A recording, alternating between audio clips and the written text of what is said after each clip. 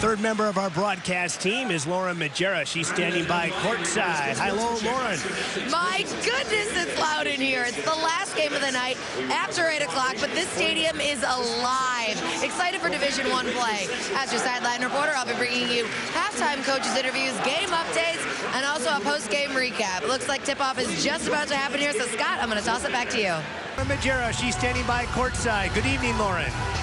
Well, these two teams are not familiar with each other. They do have one common denominator, and that's Two Rivers. Algoma has beat them, while St. Mary's has lost to them. Now, that might be a clue into how this tale will tell itself. We won't know for sure until tip-off here in a couple of seconds. I'll be your sideline reporter, so I'll see you at halftime. For now, Scott, back to you. I just spoke with the Oconto Falls athletic director. Now, he told me they sold 800 tickets in 2 days. You just saw 80 members of their choir. They have a full band, 5 buses worth of kids to support their girls for their first ever appearance in the state tournament. Now, he also told me that some of their kids live closer to the Rush Center than they actually do their high school, so they truly feel like they've got the home court advantage. I'll be your sideline reporter until halftime. Lance, back to you. History between these two teams at the state tournament. I spoke with the athletic director of Pius before the game. He tells me they have a lot of returners on this group, but most of all, they're a very unselfish group. He said that this week leading up to the tournament has been absolutely chaos between putting together 6 buses of people, tickets and t-shirts. He said at this point he's just happy to turn it over and let it be about basketball. I'll be your sideline reporter for the game. So until halftime, Brian, back to you. Thank you very much, Lauren. 3 of your players already have 2 fouls. Is that a concern? Major concern. Coach, what an exciting end to that game. It looked like Kimberly had it. How? What? Where? Why? What happened? Tell us everything. I really don't know what happened. I know we were down 5 with about a minute and a half. More plays than they did. Stephanie, you scored that 2 points to put you into overtime. Is that the kind of play that you just dream about your whole life? Well, I actually thought we won it, so it's kind of awkward. But I didn't... Katie, those really long half-court, full-court passes really worked out for you guys. Is that planned? Yeah, we worked on that in practice. Coach, the scoreboard doesn't lie, but for how aggressive your guys are playing, did you expect there to be a bigger margin at the half? Well, Coach, this was only a 2-point game at the half. You really hit the gas in the third quarter. What did you do or say to spark that? Well, we felt like if we can... First time in the title game, and you bring home the championship. What does that say about the character of these guys? Yeah, we talk about it all the time in our... Moving down the line of smiles here, what kind of emotions are you going through right now?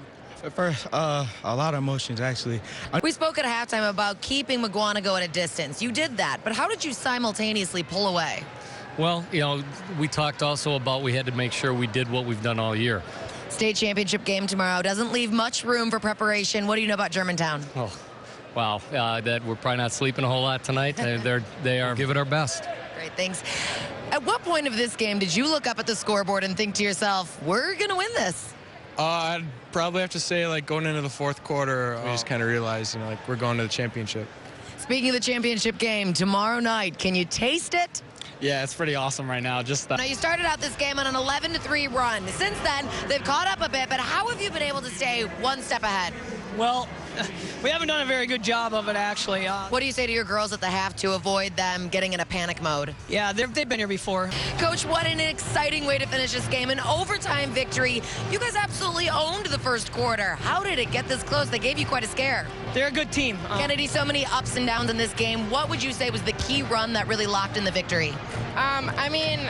In overtime, Does a game like this make the state championship a little bit more sweeter when it's that close and not just a blowout? yeah, the success of the team is the most important thing when it's that close to the game. This is such an exciting game to start off this tournament. I'm standing in front of Assumption, who is the defending champions. Now, I just spoke with their principal, who said that they're just trying to stay as humble as possible because they are taking on the champions from 2 years ago.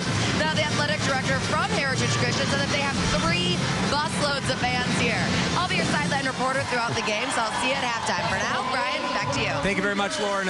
How was morale at the break? Are you girls still hungry for this? Yes, they very fresh.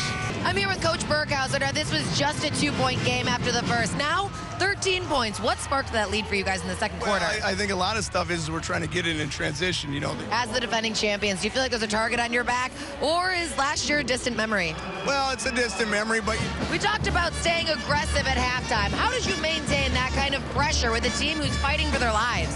Well, that's something that we work on all the time, I just spoke with the athletic director from each school both say that they held a pep rally this morning to help support their teams.